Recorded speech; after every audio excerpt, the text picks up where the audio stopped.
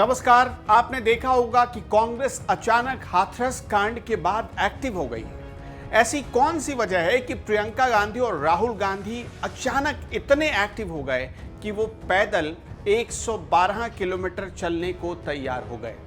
क्योंकि जिस ग्रेटर नोएडा के इलाके में राहुल गांधी और प्रियंका गांधी के काफिले को रोका गया, वहां आपने देखा कि गाड़ी छोड़ने के बाद राहुल और प्रियंका पैदल चल पड़े।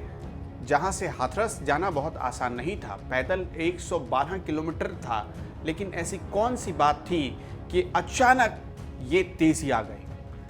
मैं आपको वही डिकोड करने आया हूं। आप सब जानते हैं कि प्रियंका गांधी वाड्रा इस वक्त उत्तर प्रदेश की जिम्मेवारी संभाल रही हैं। वो उत्तर प्रदेश की कांग्रेस के प्रभारी हैं और उनके कहने पर ही अजय कुमार लल्लू को कांग्रेस का प्रदेश अध्यक्ष बनाया गया। कांग्रेस इस वक्त अपनी खोई हुई जमीन उत्तर प्रदेश में तलाश रही है, क्योंकि 2017 में उसे सिर्फ 7 सीटें मिली थी और उत्तर प्रदेश में अब कांग्रेस चाहती है कि अगर वो सत्ता में न आ पाए तो कम से कम मुख्य विपक्षी पार्टी तो बन जाए। और इसी चक्कर में कांग्रेस में अचानक ये एक्टिवनेस आपने देखी है। वैसे आपको ये भी बता दें कि प्रियंका गांधी कांग्रेस की महासचिव भी हैं और वो अब लखनऊ में आकर रहने लगी हैं, उत्तर प्रदेश में आकर रहने लगी हैं। क्योंकि जब उन्हें बंगला खाली करना पड़ा तब प्रियंका ने कहा कि मेरा घर तो उत्तर प्रदेश ही है, तो मैं उत्तर प्रदेश ही जाकर रहूँगी। उत्तर प्रदेश आ गई और उत्तर प्रदेश में आने के बाद जब से प्रियंका गांधी आई हैं, सबसे पहले उनकी एक्टिवनेस कहाँ दिखी है? ट्विटर पर।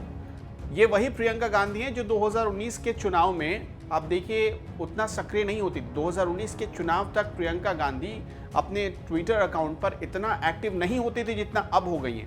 अब तो प्रियंका गांधी उत्तर प्रदेश की घटना को लेकर या उत्तर प्रदेश में कुछ भी हो जाए तो फौरन ट्वीट करती हैं और फौरन ट्वीट करके योगी सरकार पर, विपक्षी दलों पर निशाना साधने में वक्त नहीं गंवाती।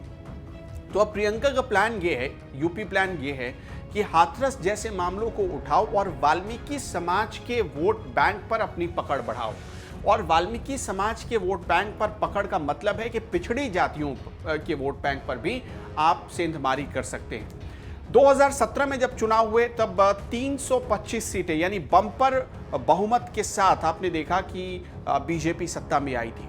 और बीजेपी जब सत्ता में आई तो उसमें सभी जातियों का समान रूप से योगदान था, यानी पिछड़ी जातियों का भी वोट मिला, सवर्णों का भी वोट मिला, महादलितों का भी वोट मिला, दलितों का भी वोट मिला।